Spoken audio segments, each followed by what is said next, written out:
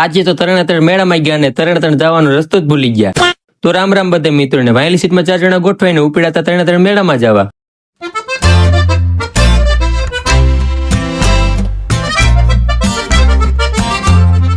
પછી રસ્તામાં ગેસનો બાટલો ફૂલ કરાયો અને મેરામાં પી ગઈ. પેલા તો અંધારું થવા માંડ્યું અને અંધારામાં તો ગાડી ક્યાં રસ્તા પર હાલતી હતી એ કઈ નક્કી જ નતું. પછી દૂરથી મેળો દેખાણો તો મેં મેળા અંદર એન્ટ્રી લઈ લીધી અને આ બાજુ આ ભાઈ 2 મિનિટમાં હોના હાજર કરવાની મહેનતમાં લાગ્યા હતા. તો અમે કીધું પેલા મહાદેવના દર્શન કરતા આવી. મંદિરની લાઈટો દેખાડીને મેં આવી ગયો કુંડની પાસે. પછી મહાદેવના દર્શન કર્યા અને ધજાના દર્શન કરી લીધા.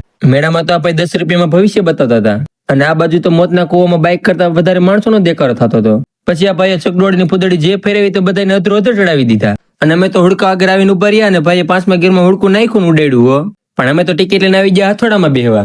એ માડી ધ્યાન રાખજો માડી, હું તો આ સોની વૈદ્ય સીડા ઉપર સીડશું માડી. અને પછી ભાઈ હથોડો ફેર્યો એની તો વાતું પૂરી હો.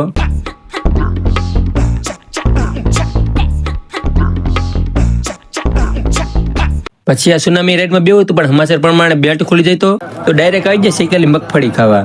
અને આ બાજુ તો હાંઠિયા પર બેહારીને સકર મરત હતા ખાલી 50 રૂપિયામાં. મગફળી શેકાઈ ગઈ ને અમે મીંડે મગફળી દાબેડવા. અરે ઉભા રહ્યો હું એ તો. અને મગફળી ખાધી એટલી વારમાં તો કીડ્યું ને જમવાના ઉભરાઈ ગયું. તો અમે તો આવી ગયા રાવાટી ભજન સાંભળવા.